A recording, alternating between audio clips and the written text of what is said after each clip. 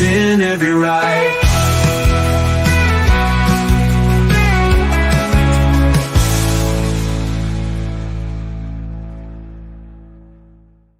Munson and the Geezer. Good evening, Tony. How are you this evening? I'm very well, thank you. And how are you, sir? Very well. Looking forward to this. Our very first episode of Expat Euro News with a very fine. Can we just say thank you to the entity, the energy to put forward our theme tune there. So thank you for encouraging whatever that was to do that and putting that together. Great. We have our own, episode 1 and we have our own theme tune. It's fantastic. I love that Munson and the Geezer. It reminds me of, I don't know how old anyone who's going to be coming to the stream are, but it reminds me of that kind of late 70s, early 80s vibe, you know, that Jake and the Fat Man or BJ and the Bear. Do you remember that? Are these Australian cop shows? Because I haven't. Oh my God, I think they were. The problem with, I actually grew up in Australia, and in Australia, you kind of have half a foot. Australia doesn't really produce much good TV, to be honest. Except for what was that, Neighbours and Home and Away, wasn't it? Yeah. And Cell Block, what was it? The Prisoner. Cell Block H. Oh yes, Cell Block H. Groundbreaking Cell Block H. Yeah. But apart from that, it's a mix of American and British. So they were American. BJ and the Bear was a lorry driver, or of course, the show was a truck driver, and he drove around with a monkey that was called the Bear. I haven't really thought about it for many years, but now it sounds like when you could write TV at the pub, right? And that one got read in the afternoon, possibly. Don't call it a monkey. Let's call it a bear. No, that's fine. Yeah, that's fine. That's it. It's in the can. Fantastic. Now, we are sounding dangerously like local radio now, aren't we? Talking about old TV shows. This is actually, we're hoping, I think, going to be a bit more heavy hitting. This is Expat Euro News, not Neuro. Euro News. This is Was that a Freudian slip? It really isn't brain slip, Munson. Yeah. It's Expat Euro News, where we will be looking at world news from the point of view of foreigners. We happen to be based in Europe, so we thought that might be an interesting peg to hang our coats on. And we're very much foreigners in Europe now, aren't we? Of course, since the old, we don't mention the B word, but we do mention the B word, though, don't we? We will mention it, and we'll endeavour to have an open conversation because that's part of the ethic here. I think, you know, we in our conversations that we've had together on air and off air, I think we found some common ground and we found interest in the diversity of our opinions as well. And that's a spirit that we'd like to cultivate here, right? That people might have a listen, share their thoughts, and maybe evolve their thoughts rather than just making other people wrong, which seems to be the way of things at the moment in social media and the media. Absolutely. And just checking a little bit of a technical. Are you seeing if you're live? You are live on the Portugeeza channel. I can tell you that. I am. You can see that. It's brought one girl to the yard, as it were, and that's the evening boy. Oh yeah, I can see it. I can see I'm live. Favorite expats. There we go. And I mean, there's a conversation all of its own. Are we expats, foreigners, or immigrants? Do you get your knickers in a twist about that? I don't. I kind of I always point out that I had the experience because people who know me and know my story, my super interesting story, guys. But anyway, origin story, don't they, in the media? I've lived and worked and whatever in quite a lot of countries. But I remember in Hong Kong, this debate sometimes came up about expat versus immigrants. And I always say I knew a lot of expats who weren't, because the idea is people say, oh, it's kind of a racist term because it's only ever white people who are expats and so on. And I thought, well, I didn't really see that. I knew a lot of people from, for example, I knew Pakistani expats, I knew Indian expats. And what I've always taken it to mean is kind of people who move where the main point has been professional. Yeah. Like a move in terms of professional, whereas immigrants could be people who move more of a permanent thing. They want to move permanently. That's how I've always viewed it. But of course, other people are completely entitled to view it how they want to, I suppose. But just in defense of... What do you mean you suppose? Well, people, you know how it is. People play with words all the time these days, don't they? Yeah. Well, they do. And I think the important thing for us here is to ask people what they mean by that. So rather than us thinking we know what they mean and then hacking them down based on our definition of what we think they think, that's a big problem, I think, at the moment. And I think you and I probably stop short of saying we get our knickers in a twist about that or our panties in a bunch, but it's not a good look. It's something I would hope we can challenge here on at Euro News. Well, I mean, people often say to me that they'll say, oh, do you think you'll stay in Portugal forever? And right now, I kind of do feel like that. But if history's any guide, it seems kind of unlikely, actually. As a betting man, you wouldn't bet on me staying in Portugal forever, because I have a track record of moving to other countries, I suppose. Yeah. So that, you know, and that's what expats do, isn't it? They move on to the next gig or the next opportunity, I suppose. But we can have that debate. I find it quite tiresome, actually, because it does come down to what people mean. And I think generally speaking, I've never met anyone who's called themselves an expat as a way of being racist and putting other people down. I've never met that person. I understand how that can be constructed in the minds of people who don't like using the word, which we use as our first word in our new show. But we don't mean, clearly, obviously, well, edgy, maybe it's not obvious, but we don't mean it. We don't mean it as a put down for anybody else. It just means that we're foreigners living abroad. That's how I've got it. And we happen to be in Europe. And I think that's an interesting place to be at the moment. And there's a hell of a lot of world news we'd like to comment on in this show as well. So if you've got any of that and you're watching, as Jackie is this evening with her evening boyos, and found you here, says Bob Wenger is glad to be here. And Boa tarde, amigos, from Pete as well, Pete Solar Life, Portugal. And you've had your helmet blessed as well, Tony. This is one of the news stories. Yeah, I had my helmet specially polished for the occasion as well. Right, and so... Okay, they didn't let you down. Tell us more about that. What does that mean?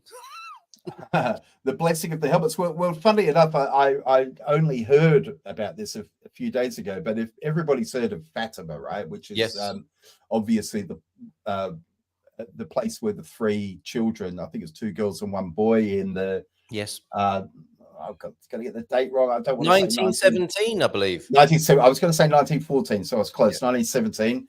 And they saw the Virgin Mary. They saw an apparition of the Virgin Mary, and then they saw that vision multiple times over the next month. And there were several occasions where many people saw what they thought was some kind of miracle and vision of, like they had a religious experience. Yeah. And obviously, there's big I'm not going to butcher the name of the place, but there's a very special religious site in Fatima, and every year there's a pilgrimage to Fatima, which I actually am planning to do next year as part of my walking thing. I'm very interested in. Anyway, a couple of days ago, making a mental note. I want to know more about that. It's going to be really, really interesting. And I, for some reason, was looking at Fatima and I saw this thing, Blessing of the Helmets. Well, what's that? And so 2 years ago, so 2022, apparently there were 140,000 helmets were blessed. Sorry. So this is forgive me. I thought I was trying to get a presentation sorted out behind the scenes. Oh, no problem. I didn't realize it had our music all over it. Guys, anyone who's viewing, I'm sure we're going to have a few technical glitches today. So please forgive us. It is our theme tune, so it was the right thing, but completely in the wrong place. I'm glad it was Carl and not me. I was expecting to have got 3 glitches in before you got your first one in, Carl. But there we go. 1-0 to you then on that. But yeah, so what it is the idea is that we go down there and there's a service, and we obviously pay our respects to people who sadly passed away motorcycling in the previous year, and then we can all have our helmets blessed. Yes. For good luck, I suppose. I'm not sure if good luck's quite the right word. You know what I mean? For the oncoming year. Apparently, last year it was rained out quite a bit, so there was less people. But this year, apparently, according to the Associated Press, there was 180,000 helmets. And what's really amazing for motorcyclists is although obviously there's a lot of two up, a lot of people went with pillions. I mean, that had to be like a ratio of 1 to 5, maybe. So there's, you know, there must have been 130, 140,000 motorcycles there. Amazing. And riding down in a group that big was just mind blowing, really. And I have to say, you don't have to be a motorcyclist to attend, obviously. And the feeling was just electric. You know, there were just so many. And it's inclusive in Portugal. This is another thing I said, guys, is when I was younger, I've been to a few motorcycling events, and I kind of didn't really ride in any way for about 25 years or something until I came to Portugal. And when I was a lot younger, I went to a few motorcycling events. They're almost all Harley guys or just Japanese bike guys. But here it's like really inclusive. I mean, there's guys riding scooters, and not just guys, a lot of women riders. Are they called motards? Which is an interesting name, isn't it? Yeah. Motards. Yeah. Motards. And, you know, so when I'm riding this, there's every kind of guy. There's the stereotypical bearded guy riding a big chopper. And then there's a guy on like a Honda Grom. And then there's like the super bike guys. You know what I mean? There's every kind of, like me, I'm part of the kind of vintage bike crew. And so there's every kind of person and every kind of bike. And yeah, everyone's super friendly, right? Solar life. You're completely right. There's no feeling of, I mean, growing up in Australia, quite often there's a lot of those kind of biker gangs. Well, they call them 1%ers, don't they?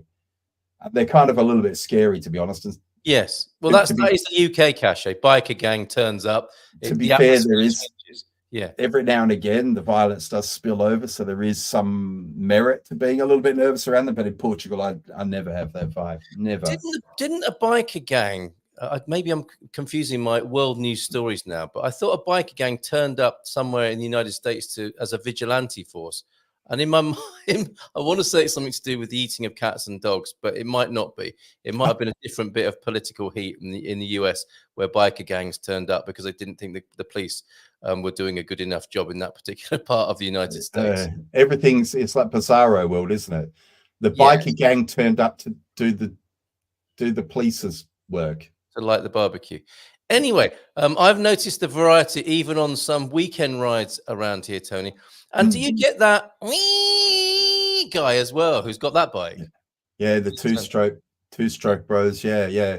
Well, I mean, even when you hear those bikes, do take a moment to have a look. And I can't remember the exact brands. One of them is Zundapp, Zundapp. Perhaps anyone who now is a viewer, who, especially if you're Portuguese, who knows what brands I'm talking about. Yeah. But there actually was an industry in Portugal. So yes, a lot of those two-stroke bikes are, kind of reminders of Portugal's manufacturing past. Yeah, and you an elderly relative who knows how to service it if you don't yourself. Yeah. And they're lovely. They're lovely bikes. They sound kind of crazy and a little bit annoying, to be honest, but well, suffice to say, you've had your helmet blessed. Are you walking differently? Are you biking differently? Do you feel different? And how does it intersect with your Christian faith?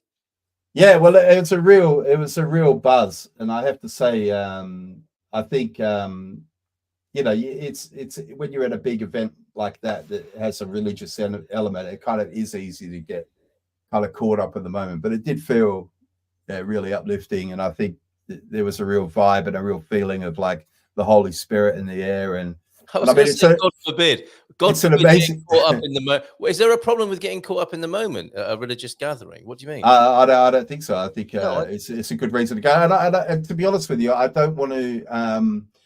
I wouldn't want to say. I wouldn't want anyone who's not religious to be put off by that. I think going there and feeling that brotherhood. Or sisterhood, or when it's the thing is in modern day. When I say brotherhood, I mean like man and woman. But I feel like oh, I see. Sorry, I thought you meant something Yeah. dark and sinister, because it has been. You know, you would have been fine 50 years ago saying brotherhood, wouldn't you? You could have just said it, and no one would have batted an eyelid. Now, is it Illuminati brotherhood? Is it excluding women? This is the sort of stuff we're going to be talking about. Well, it's all contextual, isn't it? Because it's even funny when we were talking about the title of this show, Expat Euro News. Even European is God. you know, like as an English person, when you say European, that can have so many depending on the context, depending on the context. Absolutely. You know? Well, and we will talk about Brexit at some point. I've got no problem with that, and we've shorthanded our credentials in the opening titles about how we feel about a number of things. Lifestyle. Are you European? Are you European, Carl? Sometimes, yeah. Yeah, I think I am as well. Sometimes, yeah. Yes, it's like you say, it's contextual, as everything appears to be these days. Not continental. That's something different. That's a quilt. That is what we used to call a duvet back in the day, and that's from the time when people used to say on the continent. I don't think anyone says that today anymore. Who's under 50? Over there on the continent. Oh, I think I'm going over to the continent for my holidays this year. I must get some francs changed up at the Bureau de Change. How European of you. Happy times. Now, crypto strategist is also here, as is Dave. Good evening. Or you say morning, we say evening. Where are you, Dave, to be saying that? Pete commenting on the bikers. The latest member in our village is 72 and has a moped. And they are also really tiny. Tony, which makes them a lot less intimidating. That's the bikes or the bikers or both possibly there. And I've noticed the variety even on some weekend rides around here, Tony. So Bob's into that as well. Let's go back to expat, though. For me, the term expat, capital letters, means a person from a developed country living a comfortable life in another nation. Yep. I would never describe some guy from Mali who braved the Med on a dinghy as an expat. Well, that's true. That's fair enough, isn't it? Point taken. But then again, I would describe him as an expat if he came over to work in a blue chip company, for example, and was only there on a 6-month assignment. And I would be confused by reporting in the press of 10 expats turning up in a dinghy in Dover. It doesn't work like that. Yeah. That's not to say that doesn't necessarily express my views about those people and that phenomenon. It's just a word that isn't associated with that. And I'm not going to. I don't mean anything bad by it. Which I guess that's for many people that won't be a defense, will it? I know I don't mean anything bad by it. For some people it'll be, well, you've said it, so you definitely mean something bad by it, and you're a bad person for even saying it or even thinking about it. And then like our strapline here says, it's not black and white. I'm willing to be educated and have a conversation about it as well. I'm not saying I use expat, I don't care what anyone thinks, and I always will. I'm not saying that. I'm saying that's how I see it at the moment, and I'm open to having a conversation about it. And I thank you, crypto strategist, who I believe has come over from the Portugeeza channel to make that comment. And a very good comment it is too. I can't see the chat, says Mrs. M. Where is everybody chatting? I promise it's not a conspiracy. We're not hiding it from you. I have a brand new Nolan X 1005 for sale. Is that a bike? Help me out here, Tony. Nolan X. I'm not sure. I don't know this one. It's got his stickers on it for 400 euros as well. I mean, fair play for trying to flog something on our live stream. Do you object? I don't object to it. I don't. It's like Saturday swap shop. Yeah, I think it's. What are you looking for, Dave? As well as would you part exit for, I don't know, some. I don't know what a Nolan X 1005. I've got a feeling it's a bike, and that's why he or she is saying that. Stick. It's a still got all the stickers on. Still got all the stickers on. Right. So is a Nolan X 1005 an example of a Portuguese made two-stroke motorcycle? It sounds like an Irish motorbike. Right. The Nolans. Or it really is a stick. He's got a Nolan X 1005 for sale. It's a 400 euro stick. That's expensive. But then again, sticks, like a lot of other things, are probably expensive in Portugal, aren't they? We old VHS players, 100 euros. Oh, it's a helmet. Oh, it's a helmet, right? I don't think it's been blessed. It might be worth 500, 600 if it had been blessed last weekend, Dave. Blessed, yeah. Okay. Brilliant. Oh, that is a lot of money for a helmet, as I'm sure many people have uttered in their time. Why would a helmet be 400 euros, Tony? That's second hand. They can be that expensive, and Right. I'd be just because I haven't heard of the brand doesn't mean that it's not a good. Tell us more, Dave. Okay, brand. tell us more. Yeah, All right. I don't know much about it. It's a helmet. 1980, part of a 500 bike riders fundraiser for handicapped kids camp. It began at midnight. Amazing to see headlights behind you and tailgates in front of you indefinitely. I don't know. You know, I've never ridden a motorbike. I've been on the back of one once, and I've ridden a moped once, and I've never done it apart from that. But I'm guessing that must be awesome. Really is. As you suggested. Got a used return ticket to Portugal for sale. I mean, we're scraping the barrel now. Put a price on it, Jackie. You never know. It belonged to Jackie, so there's a little. You never know.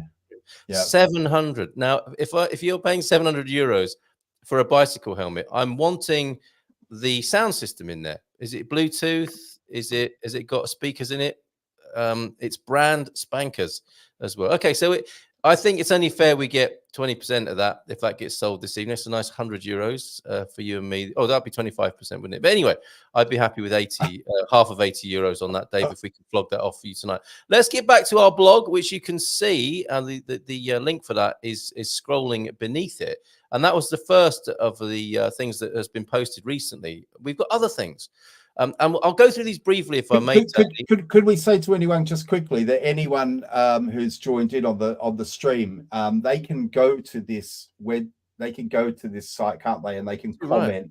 They can comment, and then that will also be something, you know, we can respond to your comments on any of the news that we put on the site. So, during the week, that will be that's a great idea, and we can come back to those. Yeah, very good. And we see things during the week that appeal to us and things that might be useful to talk about. And so let's see. People do not seem to realize. What I'll do is I'll read them out, and if you want to respond or say move on, or I will respond to that, Tony. Okay. So people do not seem to realize that their opinion of the world is also a confession of character.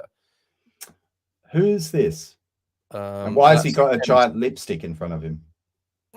He was also a cosmetics inventor. Right. Did you not know that about Ralph Waldo Emerson? I get the feeling that I should know who he is, or I'm showing his mascaras are incredible.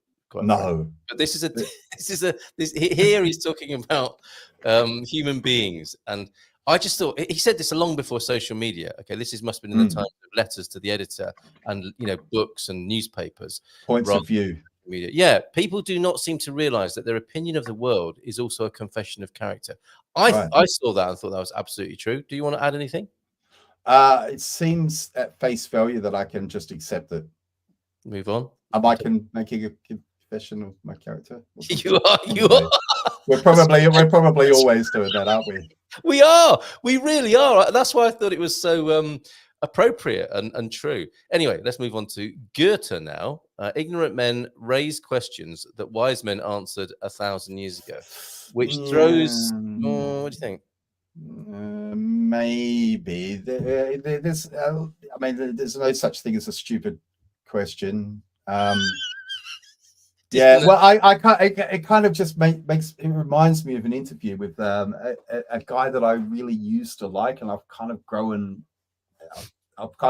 out of love with it. Neil deGrasse Tyson. Do you remember this guy? Always disliked the bloke. I've never had any. He's another example of it. Yeah, he's got a lot of smugma, hasn't he? He's got a real smugma, and I saw him. I can't remember who he was being interviewed by, but he was like, he put his hand up like this, and he said, "No, listen, I've put a lot of thought into this. Okay? Yeah, blow it out your ass. I'm right about this. I can't remember what he was talking about, because I do respect that he is a very formidably intelligent guy. He's an astrophysicist, at least in that field. But he was doing this thing that a lot of people do. There's him. There's that Jordan Peterson. There's a few of these people who are very intelligent and respectable in their field, but for some reason now feel like they can comment and be. I mean, what are we doing? We're going to comment. They're emboldened. We are pound shop versions of those people. Well, I think the difference is, Carl, we're prepared to say, hey, we're probably not only we want to be challenged, but we probably expect to be wrong about a lot of things, don't we? But the thing about a lot of these guys, they're like so Neil deGrasse Tyson is an astrophysicist. Jordan Peterson is a psychologist, but for some reason they feel like they are now experts on like a whole broad range of topics, which is fine, except they won't take any they won't be challenged. Do you know what I mean? Well, that's their prerogative, isn't it? And I think people like that about them as much as you and I might despise that now about Neil deGrasse Tyson. They're kind of on but they're kind of on opposite sides of politics as well, aren't they? In a way. Very likely, which tells you something as well, doesn't it? If they both think they're absolutely right and they're saying entirely different things, what does that tell you? What does that tell you? Well, who was it? Sherlock Holmes would say the answer's probably somewhere in the middle, right? Perhaps, yeah. And as Jordan Peterson might say, well, it depends what you mean by answer. Yeah, that's not quite the Kermit the Frog. Well, I'm not warmed up yet. To be fair, he does sound a bit like Kermit the Frog. Sorry if anyone's a Jordan. No, he does. There's a lot of Jordan Peterson fanboys. I start with Kermit and move and go on from there. But yes, that does open a can of worms on a number of such speakers. But I'm happy to say I don't like Neil deGrasse Tyson either, and his certainty. I find smugma and certainty a little difficult. And I mean, I thought his vaccination position was particularly awful as well. It annoys me because I used to really like him. I used to really like Jordan Peterson as well when he was doing his psychology lectures. Yes. And then when he kind of went off pissed and started talking about other stuff, I thought, okay, all right. But I think this is very true. Ignorant men do raise questions, but that's not to say, again, you see, ignorant might not have been the slur it was, or it is now. Ignorant just means you don't know. And I think all of us like naive, right? That was another one that's changed into a pejorative. Yeah. So as you say, there are no silly questions. So men who don't know raise questions that wise men answered 1,000 years ago, and probably 1,000 years before that, and 100,000 years, if that were possible. I think this is referring to timeless wisdom, which we have access to. Yeah. I mean, I can think of off the cuff plenty of questions that I could ask today that wise men certainly hadn't answered 1,000 years ago. Oh, okay. What is the number of the local? In Python, do I need to put a semicolon or a colon? Oh, I see what you mean. Okay. I don't think this is referring to. No, I know. But you know what I mean. I do. It's so true. Yeah. Okay. And just going back to these characters we're talking about, my benchmark for them is what I want to be that person. And God no. My favorite teachers are people I would like to be like. That's what I aspire to be like, not the ones who come up with impressive formulations. I mean, Jordan Peterson, I do admire his impressive formulations, but he seems so fragile at the same time as well. Really, he seems to be having a really bad time of it, doesn't he? Yeah. Oh, fortunately, thanks to Bob, we have a fascinating and thought-provoking alternative to Neil deGrasse Tyson. That's great. Good to know with that. Terrence Howard. Howard. Okay. So maybe you're going to be writing that down. Terrence Howard, not Chinese Terrence Terry. Howard. Different Terrence there. Okay. Excellent. So going back to our blog, such as it is and such as it's become, this was very good. How do you hear, Tony, the other point of view in an algorithmic purgatory? That was my framing of it. But we both jumped in on this, didn't we? When Cindy said on Facebook, and I think she's a mutual friend of ours, I've noticed that every time I post an article with one side, usually one that most people have not read about of an issue, some algorithm feeds me lots of articles with the same point of view. I am far more interested in reading an article with the opposite point of view. Can I change what I receive? And that's very open-minded of Cindy. What do you make of that? What it reminded me of is it's an interesting thing that, again, I'll go back to my youth in Australia. We had this radio station called Triple J. And if you're Australian, you'll know about it immediately. And Triple J was famous for championing alternative music. So, and of course, this is long before social media. But I remember very famously, because people who like alternative music often were angered by the gatekeepers of the music industry. You know what I mean? The people who decide who's going to be popular. Yeah. Like why? Yeah. You know. So I remember there was a woman, and she was speaking very passionately on behalf of keeping the sort of the tax dollars going to supporting Triple J, because some people were saying, oh, well, you know, well, why is our tax money going to pay for Triple J? Sort of the same argument that's happening with the BBC now, you know. And the last 30 years, yeah, okay, but fair enough. She had a very famous sort of misspeak, which she was really passionate, and she said, you know, the only reason that people don't listen to our music is because they don't like it. And she obviously meant it the other way around. But it's funny, listening to Cindy kind of reminded me of that. And of course, a lot of things, you know, they call them echo chambers now, don't they? Right. So the algorithm works. You get more of what you like, don't you? So the algorithm can have the effect of you not listening to alternative voices. Sometimes you hear people saying quite ridiculous things. So, for example, I saw something recently which was US politics, right? Which is just a circus, isn't it? But my opinion, right? No, it really is. Neil deGrasse Tyson scientifically proved that US politics was a circus. I think I read that. Right. Yeah, so you're fine saying that. But you know, Taylor Swift has just endorsed Kamala Harris, right? Yeah. And so it's quite funny because people who are pro Donald Trump are saying, "Oh, you fools! Why are you listening to this this kind of like you know, famous pop star?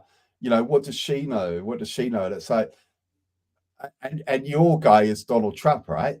You know, what's he like, a TV? Do you know what I mean? Yes. So there's a kind of like you'd have to be, there's a certain amount of cognitive dissonance, isn't there? In Always. I think, yeah. We'll name your level, but you've got to basically, you know, pick your level. It's not like there isn't any ever. There always is some, I suspect. And the scale of it is there to be looked at when it's not seen as a black and white issue. And before I get any heat, as far as I'm concerned, Donald Trump and Kamala Harris are the same. Okay. Person. So I've seen him in the same room. I've seen him in the same room. Oh, really? Really? Yes. Unless it's really clever AI. They were in that same room having that debate. Well, so-called debate. They were in that same room talking. Yeah. So I just want to say that I'm not offering an opinion on which one I like most. Okay. I mean, I think we can draw you out on that as things progress. So what do you suggest to Cindy? I mean, I'm putting you in the role of agony uncle now, tech or social media agony uncle. If Cindy wants to hear other views, surely she should go into groups like you do and just say things that they're not going to like. Yeah, you got to search. You got to search for it. You got to search for it. Yeah, yeah. Well, as I say, during the Brexit, during the Brexit. Speaking about Brexit, the funny thing is, this is when I sort of first really found this out about Facebook. I thought, wow.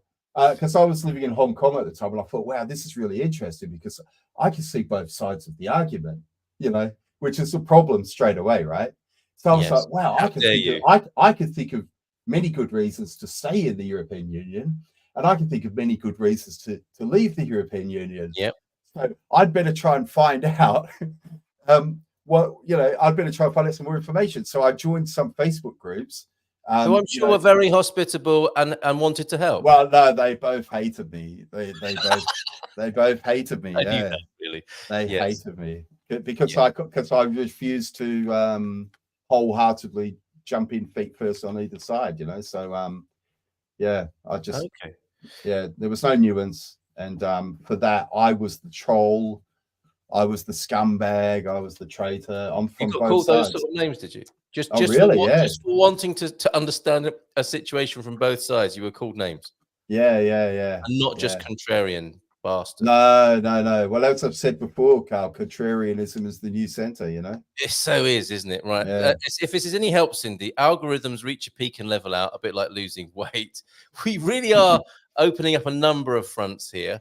It's the opposite of I think that's probably exponentialism rather than exponentialism. Exponentialism does sound like an interesting condition. I think you got to do things like if you're for example, if there's some piece of like news or something, for example, on YouTube, and you're watching it and you think, oh, I really agree with this, and you think this is, I know that this commentator is a right-wing guy. You know, hold your nose and find Owen Jones or something and see what he has to say about it. You know what I mean? Yes. And vice versa. James O'Brien. You know, James O'Brien. Listen to James O'Brien on the issue. It's difficult, but just do it. You know, because give it a go. All right, fair enough. That's very generous of you. Very generous. Misspeak, flipping heck. This is a brand new word that is now being inserted into our language. I've never heard of misspeak until Tim W said he had been in. Who's Tim W? Is that Kamala's running mate?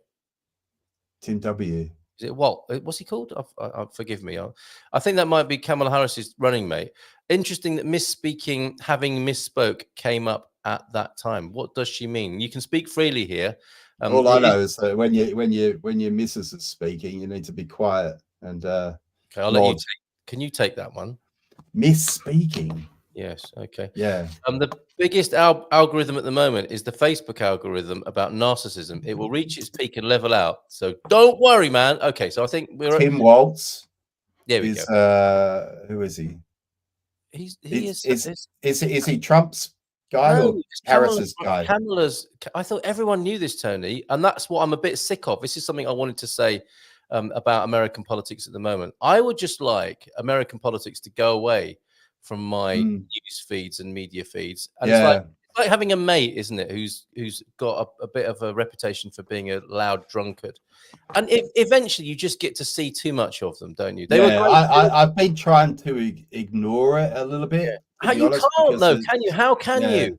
How can you? And, you know, this drunken fun mate from years ago is now just a bore. He's not the fun he used to be. And what you want to say to him is like, could you just go away and come back when you've sorted yourself out? And that's what I want to say to American culture generally.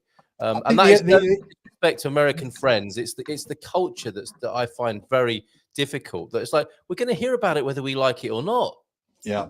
The only problem is, with American politics, is obviously it does have a real world impact, obviously.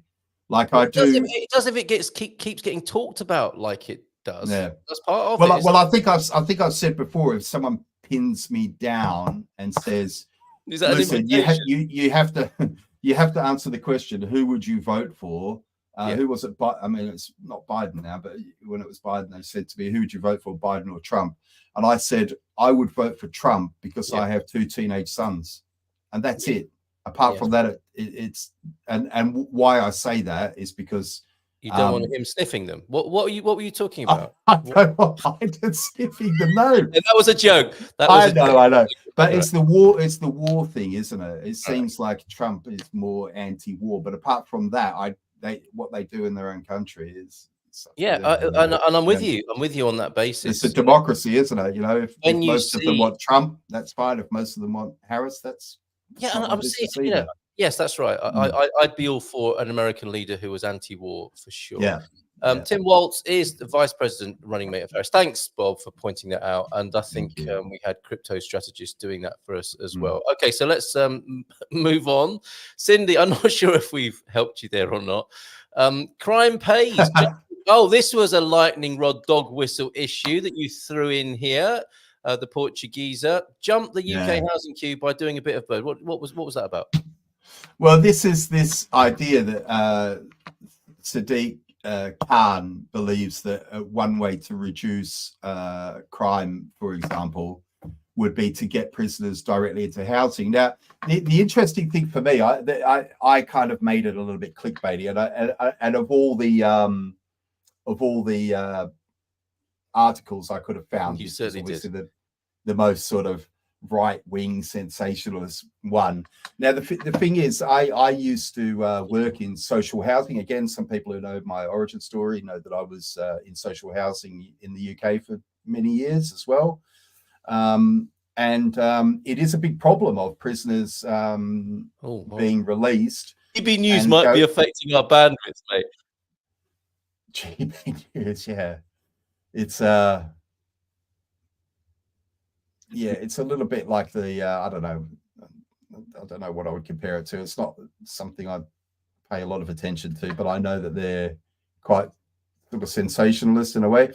the thing about it is sometimes I do get the argument, you know, it's always like, oh, veterans are sleeping on the street, you know, and we've got to house our veterans first. And but there is a problem with people being released from prison straight into homelessness, which often results in them going straight back into prison.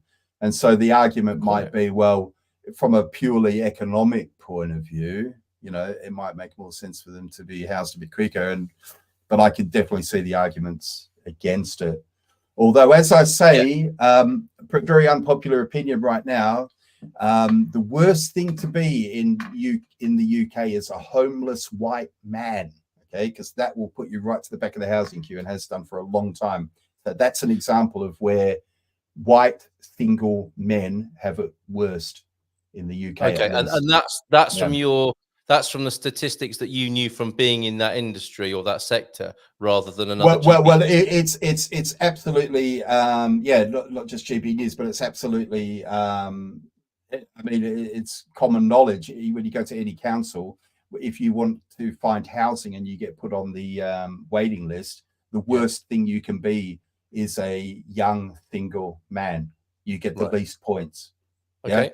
So that would be an example of where those people of privilege don't have that privilege. Just throwing that out there, just for some people to think about, you know. As Bob might say, have you considered? Now that now I think is probably touch paper, isn't it, rather than just a polite request. This is what happens. I think there's a lot of these phrases get co-opted, don't they? And these little shorthands in communication, like I had this the other day. Somebody commented on a social media comment that I put up online. You think?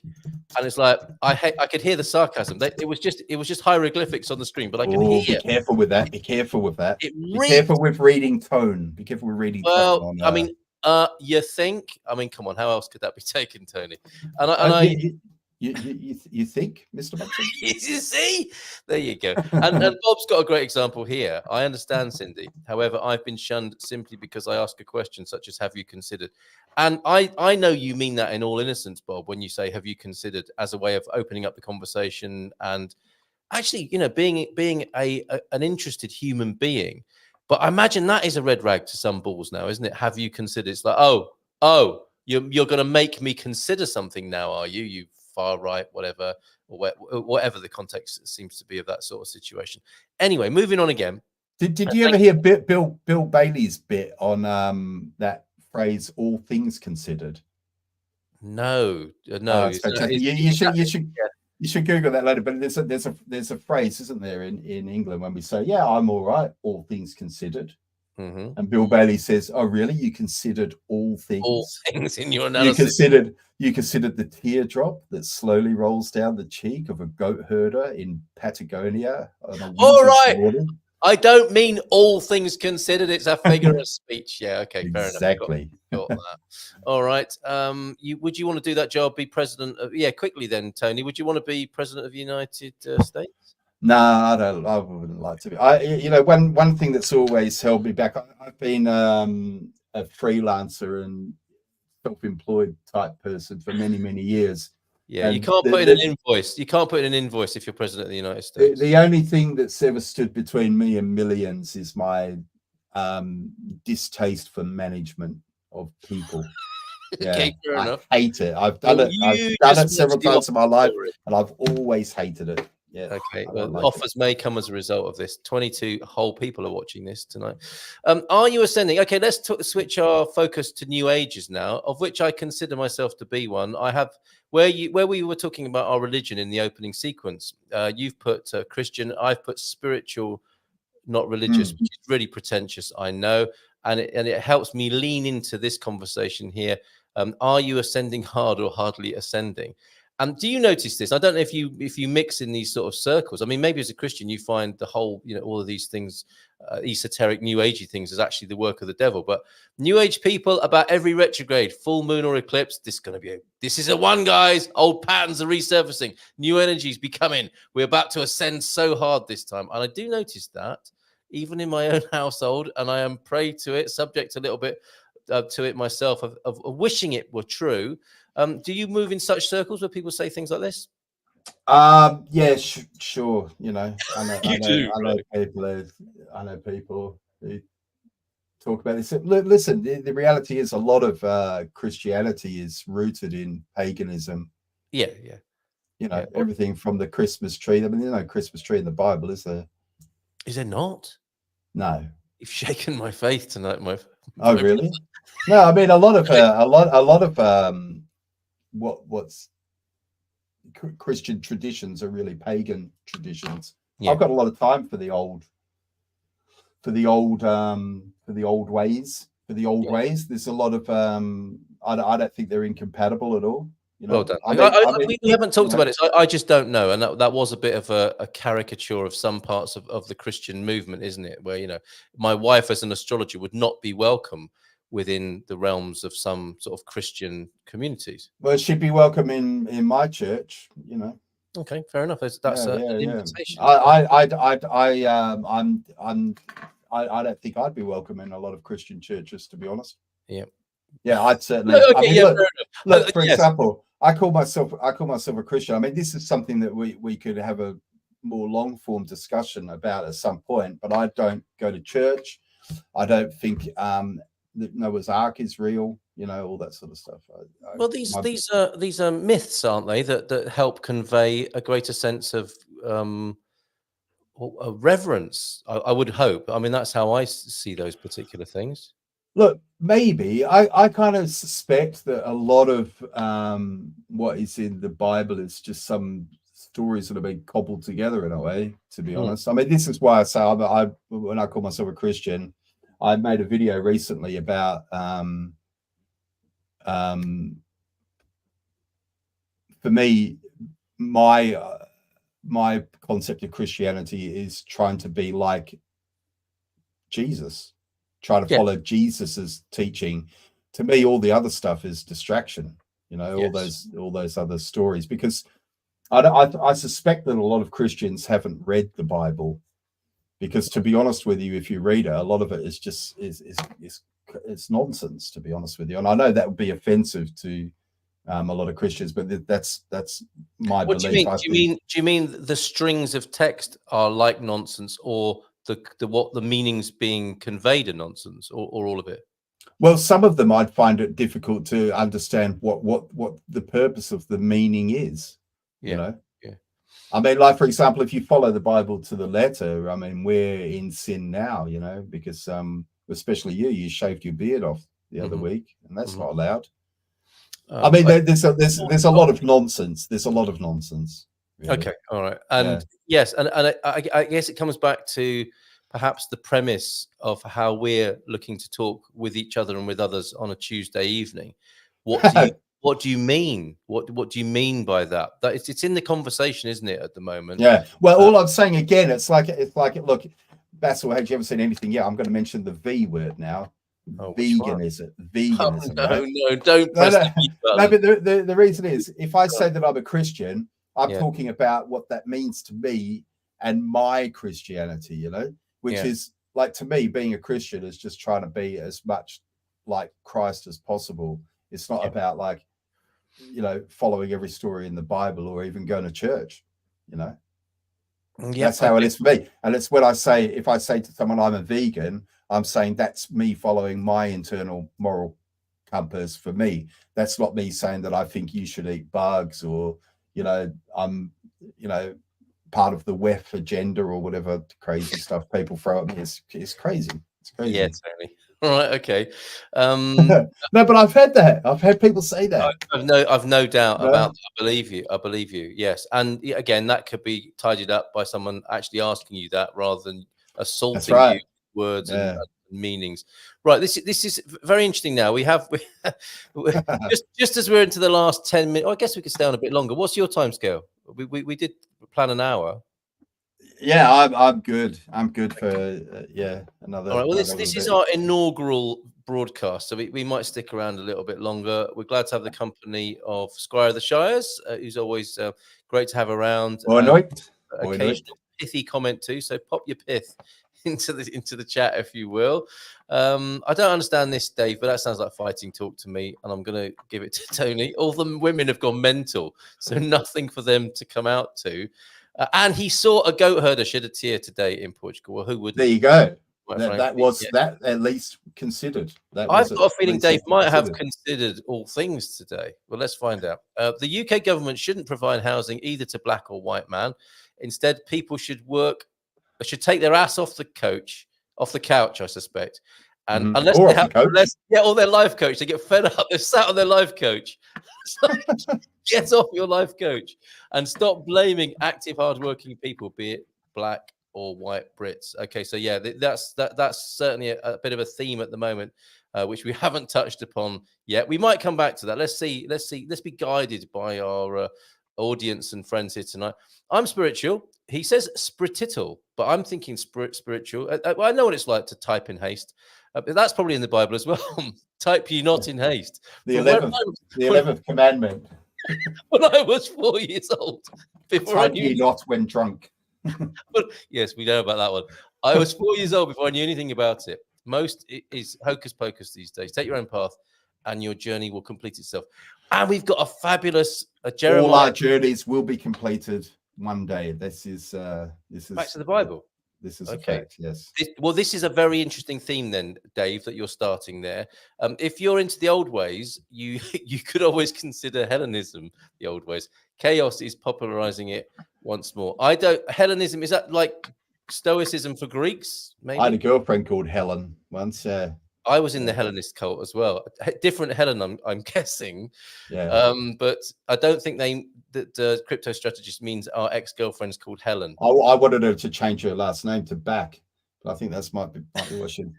Yeah, she she wasn't amused. She said about you, apparently, Tony. I was going out with Mr. Right. I didn't realize his first name was Always. Oh my God. All right, yeah. Thank you. A lot recycled, borrowed, transferred from Sumerian culture. I think that's probably Bible scripture that we're talking about there.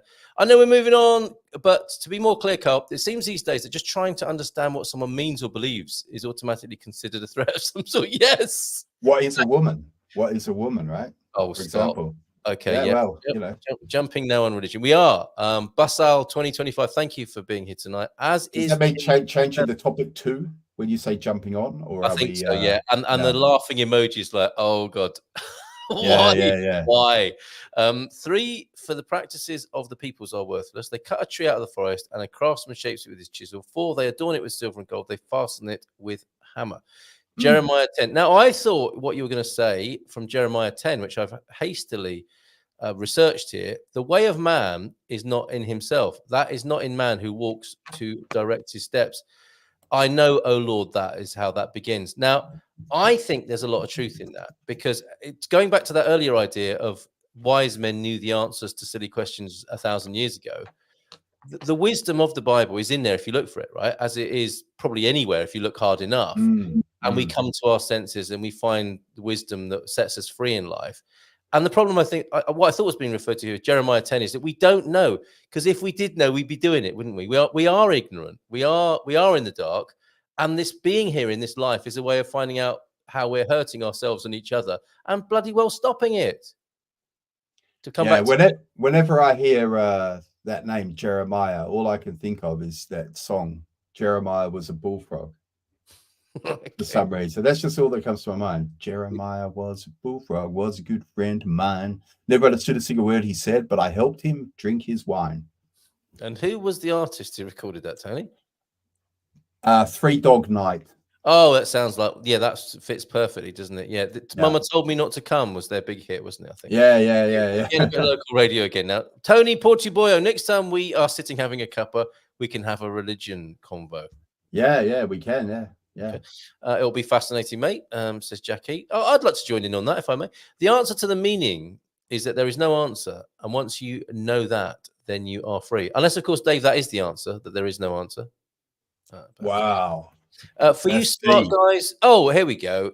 Does God or creator exist, or is this all man-made? Should we tackle that? Because I think Dave was talking about that earlier on. Are we the dreamers dreaming in the dream, or are we dreamed up by the dreamers? Similar themes that we've evoked this evening, Tony. Do you want to go there? I don't know. I don't know the answer to that. Well, I don't think it depends what you mean by man-made. And God and smart. Yeah. Oh, yeah. and guys. Yeah. Yeah. Exist. And you. Depends what you mean by each of those Yeah. words. As the great Jordan Peterson would say. How that's a bit easier, or maybe not. I don't know. Doug is asking how we are. Well, I can only speak for myself, Douglas. And I'm extremely happy. very good. I can see that. What about you, Douglas? How are you? Yeah, Doug. You started it, Doug. How are you? My vegan friends, family in the I'm park. triggered. I get triggered when people ask me how I am. Yeah. What do you mean? What do you even mean? Tony's going to go to his safe space for a little while, and he'll come back when he's supposed to be happy. I don't feel happy. I'm stressed. Right. And you've made it worse. Oh no, Doug. Yeah, thank you, Doug. My vegan friends. Now, Doug, as a people pleaser, will be triggered as well. It's a circle of triggering has occurred in a simple, innocent asking of how you are. My vegan friends, family in the past, were missionaries, and he's helped me a lot lately when my dogs died. Yeah, we were very sorry to hear about that. We saw your dogs go missing, Dave, and we were horrible to see how that ended up there. Can I ask what sort of help you've had and how that has been helpful? Is it just a matter of being listened to? May I pry a little bit there? Hellenism is the worship of the Greek pantheon of gods. Oh, excellent. Mm-hmm. Always good to find out about the Greek gods, isn't it? And how they were all interrelated. Not unlike modern royal families. People still do it. I worship the Greek pantheon, okay? What is a woman? Doug is going there. On Friday night, anything goes. Right. What is a woman? I'm not telling how he is or what a woman is. I don't know. I'd rather believe in God and fear him than risk to not believe him and pay the price in the hot place. Fantastic. Pascal's wager. That's what that is, isn't it? So better to sort of be a bit cheeky and sneaky and say, yeah, I believe in God. Should anyone ask, especially God? Yeah. Okay. So the late great Christopher Hitchin called Pascal a coward for thinking like that. But I think it's I don't see how following Christ is a bad thing to do, right? I mean, what's wrong with that? Sorry, I missed that. Say that again. What was the question? Like I can't see how following Christ, for example, or even following the Buddha or trying to aspire to be. I mean, one thing that worries me is Pedro, for example, you're talking about believing in God and fearing him. But what I'm trying to say is, instead of thinking about it like that, why not think following, for example, Christ's example as a positive thing to do? Like, forget about the fear and the hell and the brimstone and all that, and think, I could just follow this guy because he was a good guy, and behaving like that is a cool thing to do. Yeah, right. Without thinking about reward or punishment. And fair enough. Like, Pedro, go ahead. If that's what you want to do, go do that. And I think you bring up an interesting. Well, a number of people are nibbling at this from a number of sides, aren't they? Here on what God might be. Are we believers? Are we not believers? Is this a dream? Are we creating it as God? Because I imagine Pedro didn't make, because God fearing is kind of a phrase, isn't it? It's kind of a phrase. I mean, I don't think a lot of Christians are kind of walking around going, oh my God. No, I think it comes from, what it means is to be aware of God, whatever you might take that to. For me, it does anyway. I love the idea of being God-fearing. I've no problem with that. This is the atheist sort of trope, isn't it? Of the bad guy on a leash. Yes. They'll say the Christian is the sinner on a leash, right? Yeah, because they're only sinning because they're scared of going to hell. Yes, but that's not sinning, I should say. But that's to help the atheist feel better about their life choices, isn't it? I think so. Yeah, I think obviously I can't say this about all atheists either, but I don't think that most Christians are thinking, oh, I'd love to covet my neighbor's wife. Yes, I don't want to burn in hell for eternity, so I'm gonna, I don't know, go pet a sheep or something. But that coming back to Doug. No, heavy petty. Bit of heavy petty with you the threw me with that. You threw me with that. What I was going to say is, it's not a bad result, though, is it? I mean, on a good day, in the best of circumstances, it's not a good look. It's not a great and manly thing to do, to covet your neighbour's wife and act upon that. So if the only thing standing between you and that act was your fear of God, I'm okay with that. That would still be right. Well, I've said this. I've said this before. The analogy I always give is the you wouldn't be upset with someone who quit drinking by going to AA, right? You think, well, that was a tool that was available to you. So perhaps you could consciously use your fear of God to stop you from misbehaving. And then on the other hand, I suppose if fear of eternal damnation is stopping a certain set of people from misbehaving, then we could be thankful for that, I guess. And then it becomes, I mean, this is the problem with so much of this for me, as in the problem I have with it, is it becomes so theoretical and detached from what you were talking about, which is the great thing, as we understand Christian principles, to live them.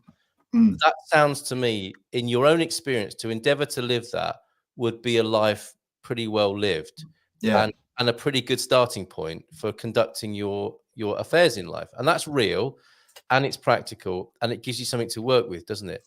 And then and the rest of it, all the rest of the conversation about it is theoretical, or a lot of the conversation about it is it can be and there's very little value in that. And that's, for me, that's a particular thing I want to watch here, is becoming theoretical and not practical or personal. I think we have I think you can have that conversation, but just kind of like avoid being too sort of dogmatic or I bring it back to personal experience, and bring it back because in like with so many things that are upside down in our world, there is a form of being personal, isn't it? Everyone takes everything personally. It looks like, it sounds like, and that's not a very good case use for the word personal. If you're taking everything personally all the time, you're a mess, aren't you? So it would be better not to do that. We can probably deduce that. However, if you live life personally, if you take life personally, as in you take responsibility for your life and your impact on others, that's a very good use case for being personal, I would say.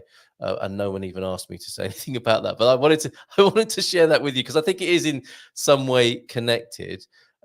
Dave, my previous one about the answer, and he says it's deep. I'd like to know. I think that was probably the earlier meme about one of, it wasn't Goethe, was it? It was the one before that. Tell me if this is correct, because I think you're trying to eke an answer out of. Speaking to yourself. There was the title of that blog post. People do not seem to realize that their opinion of the world is also a confession of character. You said that was deep, and I think he wants to know what your answer really is, Tony, if you'd like to give one. I don't think that's what I was saying. It's deep too. Oh God, okay. So, but I can't remember. It was something you said. You said something, and then I said that's deep. We can't watch the replay. Help us out. I'll tell you the problem. Listen, I got to say something to everyone who's viewing. It's not going to get any better. I watched a meme the other day. So I'm going to do this now. I'm going to go off on a tangent. I saw a meme the other day. It was hilarious, and it was an Uber driver with Tourette's.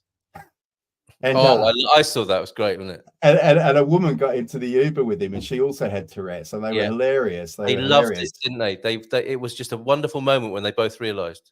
Yeah, and it was so funny, and it was really nice, you know what I mean? Because you see so much, like, they're kind of a low-hanging fruit in a way for comedians, I think. So it was nice to see them.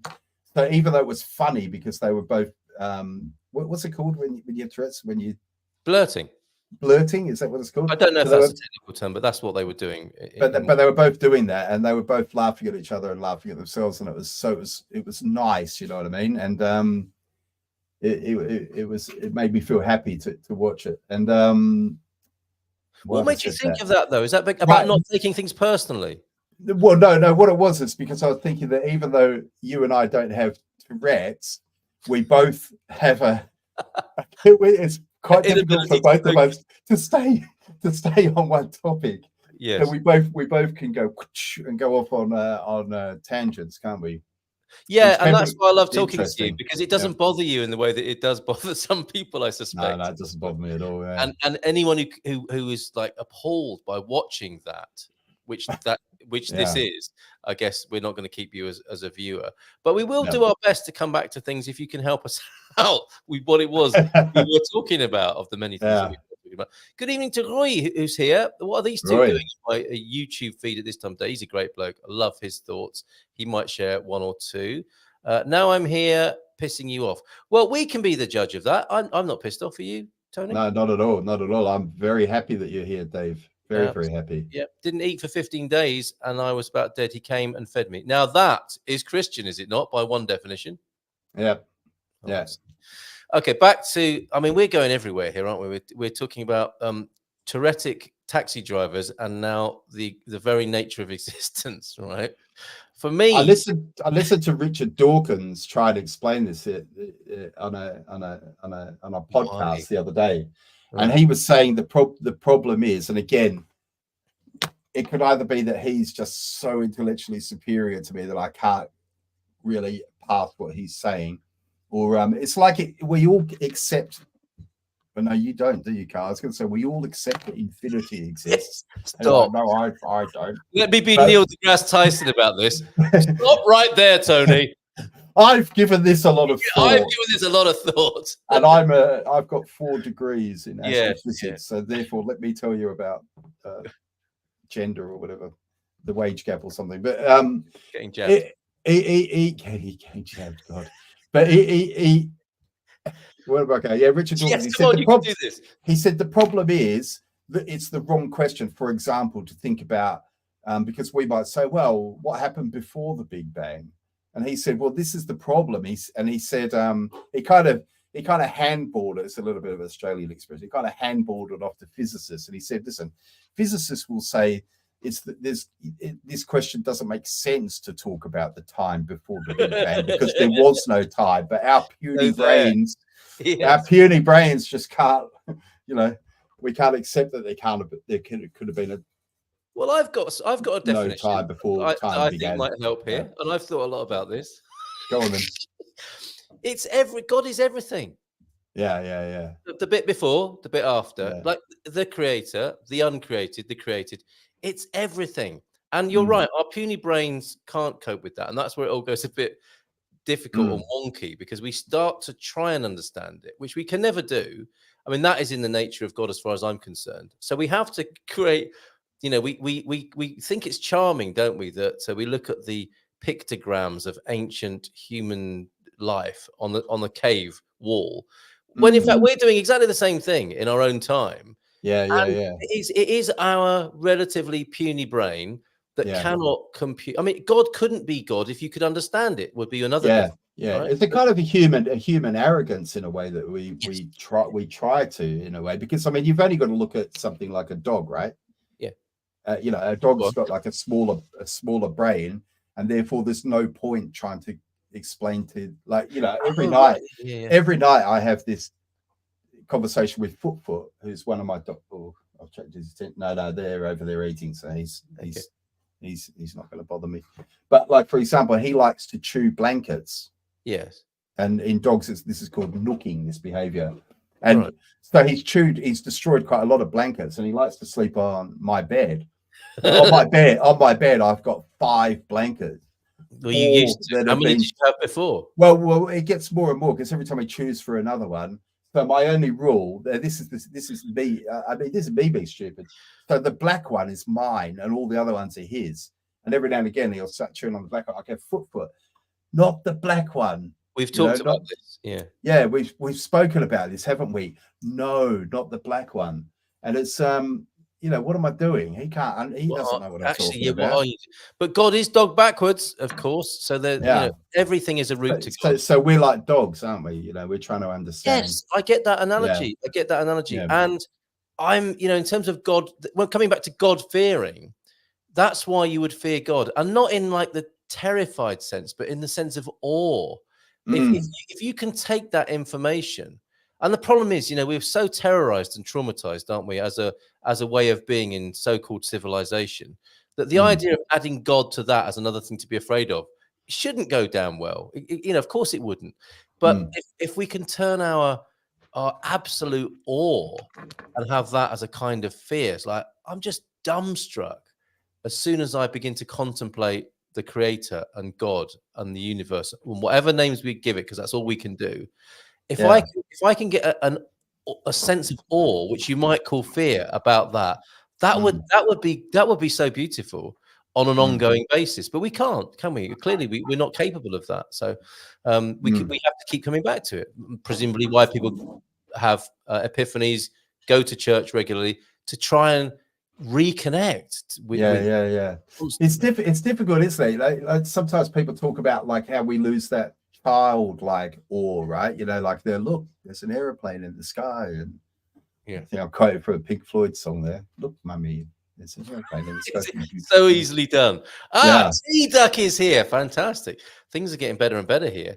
But I was saying the other day, like I should send you a link because it's not far from you, Carl. The dinosaur footprints near Nazaré. Yeah, and I was saying about that. Theory, aren't they? They're not real. Dinosaurs? Carry on. Yeah. Mate, I kind of believe in dinosaurs because. I mean, that's how conspiracies work.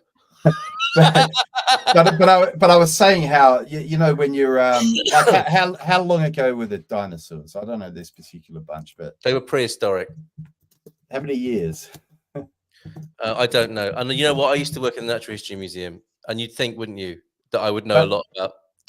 So between 245 and 66 million years ago, right? Yeah.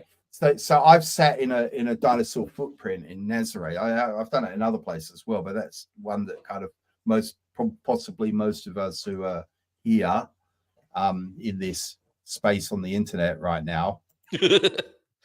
This is also mental, isn't it, right? But you know what I mean? I was sitting in this dinosaur footprint, and it's like 65 million years ago, and you can't, I think for most of us as humans, we can't even, what does that even mean? You could say exactly. It means you could what say you mean a gazillion years. It doesn't matter, But you only know that. Can I put this to you then? If you chanced upon that crater one day, you sat down and you got your backpack out. I was going to say you had your cheese and ham sandwich, which you wouldn't have. Obviously, you'd just be having a cheese sandwich in that space there, and you were sipping on your water. Would you be overcome with a sense of prehistory and awesomeness if no one had told you that it was 65 million? I mean, why you're taken by that is because you were told that, right? Yeah, and of course I have to take it on. I have to take it on someone else's word that it really is a dinosaur footprint, because it doesn't. It was like one of those dinosaurs that's got like an elephant style foot, so it's kind of just like a round. It wasn't the T-Rex one, A classic. It wasn't a classic. It wasn't a classic. And it actually reminds me, a couple of weeks ago, I went out with those archaeologists from that was great. Bobadilla. Now, funnily enough, he actually told me this story. He said that he was pretty sure. Where else would I hear this story? So I'm pretty sure I heard it from him. And he said that they were out on a archaeological dig or something, and they found, because I actually said to him, quite often you must cross paths with paleontologists, because sometimes you must find their stuff, sometimes they must find your stuff. And he said, yeah. And he told the story where there was a dinosaur print found, and there was an old Portuguese guy kind of just laughing away. And after a little while, he finally admitted, this is where, I think it was something like, this is where he used to sharpen his in chowder or something in the granite, And over the years, and it gradually formed into a little basin shaped, and now they were all obsessed that it was a dinosaur footprint. And of course, he just said, yeah, whatever. So there's actually people who, for them, it's a reality that there's a dinosaur print there. It's the same for me. I've sat in a crop circle, the impressions of a crop circle, and a lot of that I was invited to go see a crop circle. I didn't just chance upon it and then feel the vibes. I had to be told it was a crop circle, and then I evoked vibes, I think. But it was pretty amazing, and I think we might be having the same sense of awe and mystery brought about by two entirely different phenomena there, which I think is interesting. But we're such meaning-making creatures, aren't we? And so much of what we're responding to is stuff that other people have made up, basically. Yeah. Right. And you're actually listening to, it would appear, Carl and Tony, Munson and the Geezers, thoughts about life, the universe, and everything. When in fact, this is, as you can see on the screen, Expat Euro News. We will get back on track in years to come, I suspect. May I share a few of these comments from the people who've bothered to listen to us tonight? Is that all right, Tony? All right. Sure. Let's go through these and come back to anything that you want to pick up on. For me personally, it's my relationship with Jesus that has given me my strength, or the strength, to turn my life around, and now planning my move to Portugal. Well, gotta love that. I'm all with you. I'm with you there, Jackie. Smash the like button, folks. It will ensure 350 days of. Oh no, don't go there. I mean, politics, religion, transgender, the Middle East. Fine, we can talk about that, but let's not talk about 300 days of sunshine, because that really. Here we go. I just got this literally as we speak now. I got this warning on my phone from the Portuguese government. You're about to stop talking about these things, to stop broadcasting immediately. Right. So this is an emergency warning for the Portuguese government. Aviso proceed. It says chuva persistent. So what it's saying is for the next 3 days, heavy rain. It's a heavy rain warning. Flooding. And it's flooding and possible landslides. Biblical, mate. Absolutely. Fire last week, landslides and torrential rains this. What next week when we broadcast? Like locusts or something like that? Locusts, yeah. The role of God was stolen. We'll all be eating the food. Oh, this is locusts, this is to do with Lucifer, isn't it? The role of God was stolen from the first form of the idol, the female, by those that now wear the dresses, and the word was corrupted by the scribes. Oh, not Lucifer. This is why monks and bishops and abbots wear skirts, basically, because they are impersonating women. Can't help myself. Bad habits. Oh, very good. I lost one of my dogs 6 weeks ago, says Jackie. If you want to chat, oh, that's lovely. Thank you very much, Jackie, for offering a shoulder there. If you want to chat, you're welcome to my details. My heart goes out to you. Oh, bless you, Jackie. There you go. It's Neil Smokes Grass Tyson. Very good. And on that basis, Neil sounds interesting. I'm not sure if that is part of his scientific research methodology. Greetings from Spain. T-Duck is in Spain. Time doesn't exist. Yeah, but it is. We're at 1 hour and 16 measurements and 49.50 measurements into this show right now. Only entropy. We are just measuring entropy and not time. Thanks for that reminder. Time equals space. Their equivalent, says T-Duck. Fight. You can travel in one without traveling in the other. So you can travel in time, but not space. Really? We'll have to try that next week, Tony. But that's if the flooding has stopped, because it could be dangerous. Elohim was a plural word relating to the globalists of the day. Globalists of the day. Does that mean there are always globalists? We haven't spoken about them this week. There must have been a time before globalists, right? Philatelists, stamp collectors.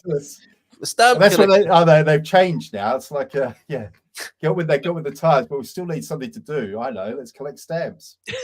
Very good. That keeps them off the streets and out of our bank accounts. The globalists of the day, the Anunnaki or Divine Council of Elites, and the branches of bankers and lawyers who kept the people in fear. What?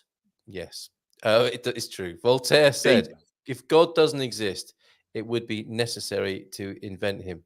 Yeah, I mean, and that could be an atheist or a religious person, spiritual person could equally own that statement, couldn't they? I think God-fearing was used to bring the flock under control. A case of do as we say, not as we do. I don't know, Doug. I think it's come to mean that, but I don't have it only meaning that. A bit like expat, immigrant, and foreigner. Many clever people still doing very great things. Is that the Anunnaki you're talking about there, Dave? I had forward-thinking nuns. Oh, Donna's here. Good evening to you, Donna. I had forward-thinking nuns in the late 60s, early 70s that said, fear of disappointing God, but never fearing retribution, as he is all-forgiving. Well, yeah. You'd hope so, wouldn't you? Okay. Well, I think that's the thing, isn't it? I think if you believe that the divine is... God is such a loaded... Like I say, I've got no concept of a guy with a beard sitting on a cloud watching me have a shower to check if I'm having a wank or whatever. I've got no concept of God. It's a bit late on the. A bit late. I've got no concept of this. So when I'm talking about the divine or talking about love or something like that, I find it hard to believe that you would, that if God is love, that you would say die and then end up in front of some gates and someone would say, yeah, okay, you on balance, you did a few good things, but when you were 14, you nicked to that Mars bar from the. How do you know about that? From the 7-Eleven. Yeah. Therefore, you're going to go burn for eternity and be torn apart by. It doesn't make any sense. It doesn't make any sense. But it must have done at some point. I mean, I can see how that might make sense on some occasion, and why people would have done that to manipulate other people. But then to say there's nothing in this, I will therefore, because of that, because of people saying God-fearing and the anecdote you've just shared, I will therefore turn my back on all of this. Does seem, do what you want, but that seems like, well, that you might be missing out on. But again, I think when I've heard someone say, "Oh, she's a good God-fearing woman," I don't. When I hear someone say that, I've never thought, "Oh, she's walking around frightened of God." I've just thought they meant she's a good Christian. Yeah. I thought it was kind of like a turn of, and you will never know, will you? Turn of phrase. Only God will know, if you like. Yeah. And by that I mean the omnificent, omnipresent force of the let's call it the thing that knows everything will only know if that woman is what you say she is, and only she will get a sense of it as well. It's kind of like none of anyone else's business, is it? Interestingly, is that you've studied the Bible by the sound of it, Tony. Missed the bit about dinosaurs in the Bible. I suspect if you look hard enough, you can find a reference, right? Yeah, maybe. I didn't see anything in the Bible about dinosaurs. Does that mean then is that a rebuttal of the creation story, or does it mean that dinosaurs were indeed a conspiracy theory? We're not sure, Martin Templeton, about that. I don't have. Okay, my favorite dinosaur is the thesaurus. I don't know. Yeah, you got to. You got to get these in the right order. Sorry, Tito, I ruined that for you there. Dave, imagine the machines and the people that designed and made the machines make that toy frog behind you. Should we have a moment to just imagine that? Yeah. Okay. I can imagine them. Yeah. The problem is, here we go. Or a problem is not the problem. So Rui is being fair with this. With a problem is right before trying to get a battery to bring the Jigsaw back to life, opening the fuel tank, and to find out it's full of a rusty powder diarrhea. Yeah, now, when you said things need context earlier on, if ever there was a comment looking for a context, it would be this one, would it not? Yeah. Well, I mean, if you've got a Suzuki motorcycle, you know what he's talking about. Oh, okay, fair enough. I'm glad you were able to help. And being unable to clean the tank inside within my... They do have quite a problem of water collecting just under the fuel reservoir. So you open them up and they're full of crud, yeah. And people say we're not doing any expat Euro news tonight. There you go. There's some. Yeah, that'll happen. Okay. That can happen. Which is the true emanation, though. We are covering a lot of ground. Which is the true emanation, though? The indescribable God of all, or the lower demiurge God Yaldabaoth, the framer of our universe of the Old Testament. You see, I'd have these all as myths to help people understand. And when they're used to terrorize people, that's not great necessarily, unless the terror leads to understanding. I don't know. And straight away, his ears were open. Beautiful. Mark 7:35 here. And the string of his tongue was loosed, and he spake plain.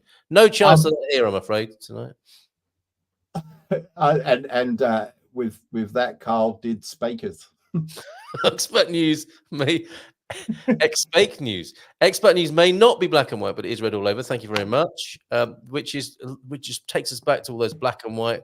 What is black and white and red all over? There were so many of those that involved nuns, penguins, and originally the Daily newspaper. Sumerian heaven was under the earth. The demons lived in the outer abyss in the sky. Wow, we haven't talked about flat earth either. We've got so much to look forward to. I feel like we've only just begun by the carpenters, and we've got all these lovely things to talk about in the coming weeks, Tony, which you barely scratched the surface of. Can I send you a picture? Is that possible?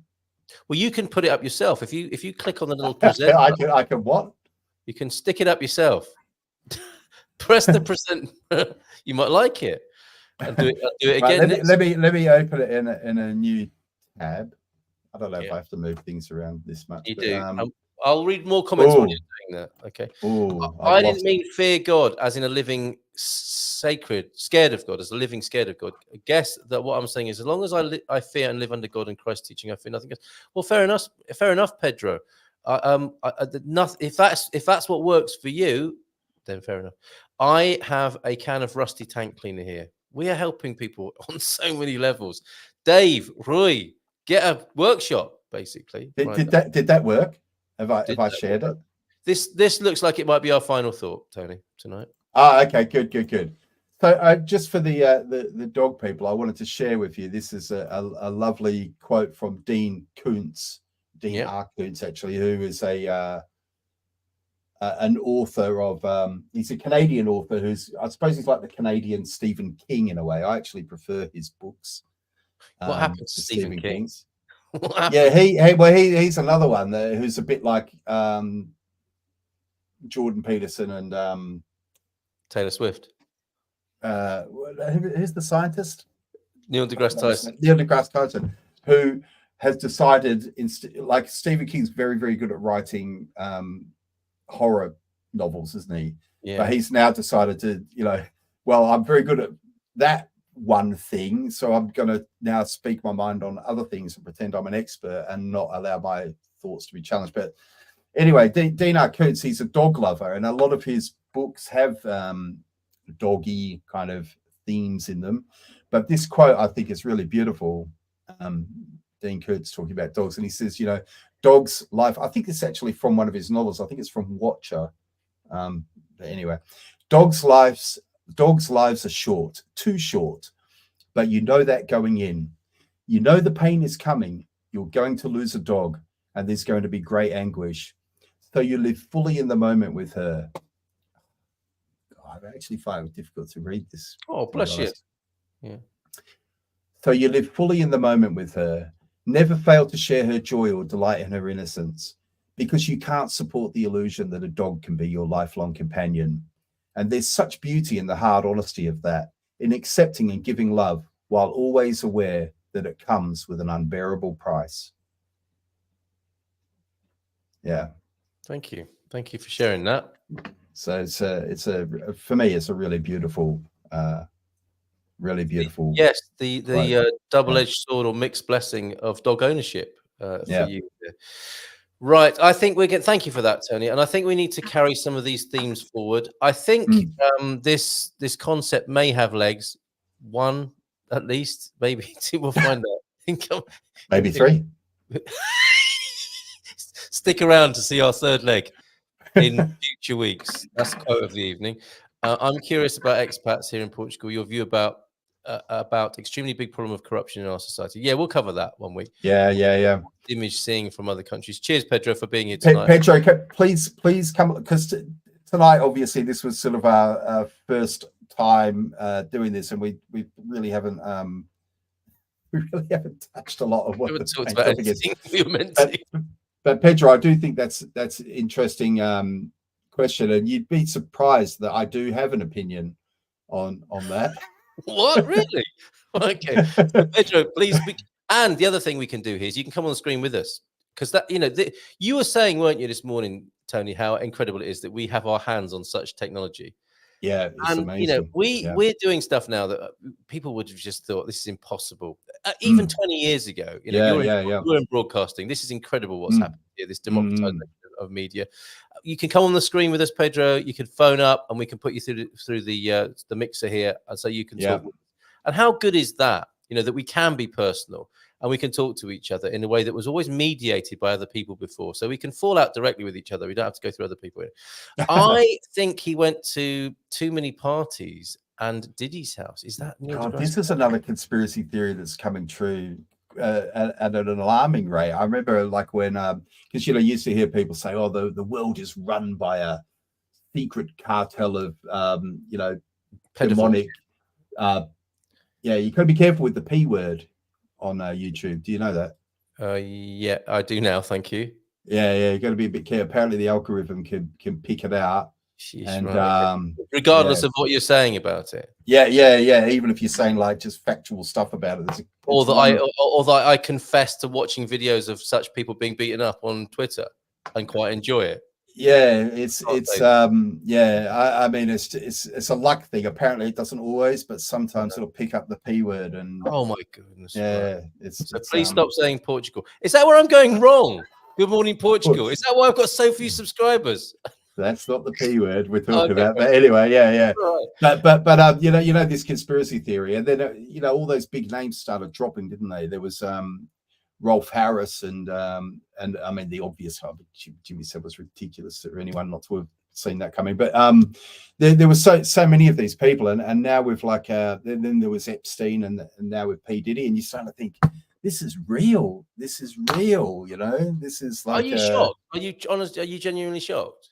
I was, people talk about this concept of the red pill, right, and it's funny because I even as a young guy, I was aware of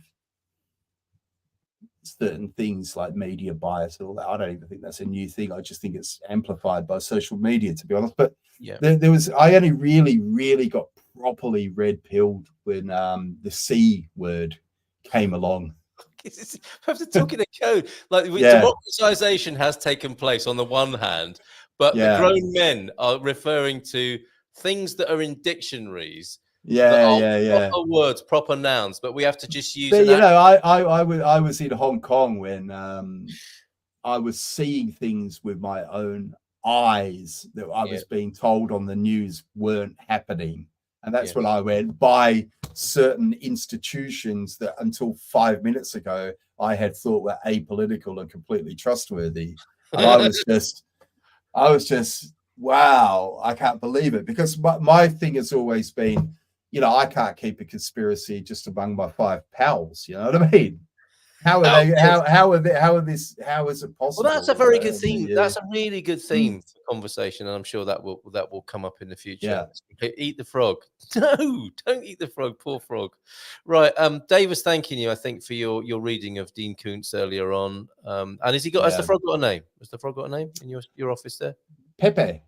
Pepe is our mascot, I think. Pedro. You're very welcome just to comment on there. You can phone up if you prefer. Phone up. Why not send us a little message and we can read it out? So Pedro, we don't want you to be deprived of taking part because of the medium. That's find a way. We'll definitely find a way. We're committed to people expressing themselves. You can wear sunglasses. That also works. Yeah, that's right. Thank you both. Have a good evening. Cheers, Donna. Thanks for being here. If I didn't have this microphone here, I would be a puddle of nerves. Believe me. This is my your prop, is it? What you call it? This is my prop. Yeah. Comfort blanket. Your comfort blanket. My comfort blanket. Yeah. Yeah. The tech we have in our hands is amazing. It makes me wonder a lot about the tech we don't have in our hands. Oh, good points. Yeah, that's what I've got in my hands is amazing. Thank you. Keep him going, Carl. We've got to stop. I'm 3 minutes late for my Portugal Club social, where I'm going to be having a little bit of a drink and an unwind and talk about starting a business in Portugal as well. Oh goodness. No more religion discussion. Talk anything but politics and religion. We're taking that as a pickable. We will talk about both of those. Don't you worry, Basel 2025. Thank you and everyone for being here tonight. I can't remember, says Speak European Portuguese, when I was red pilled. I think it's about 7 years old. Fantastic.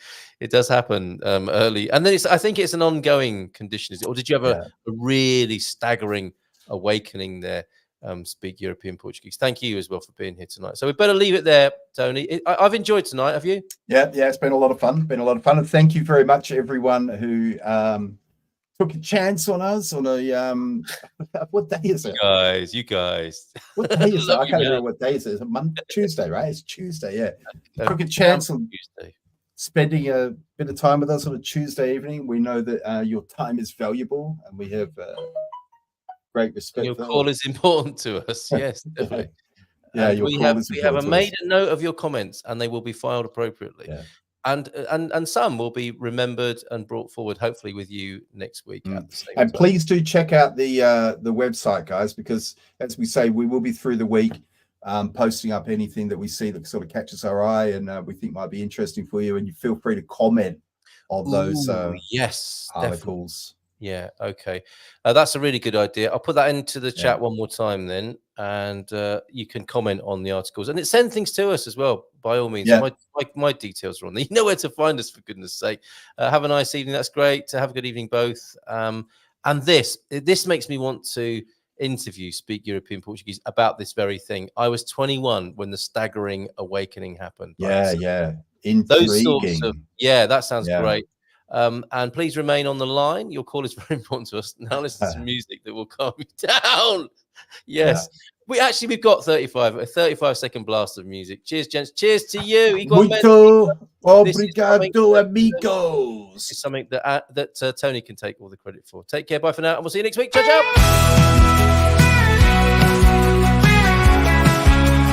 Munson and the geezer.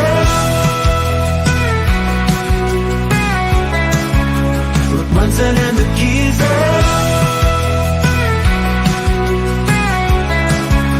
Reporting from the scene. Munson and the geezer. News in every right.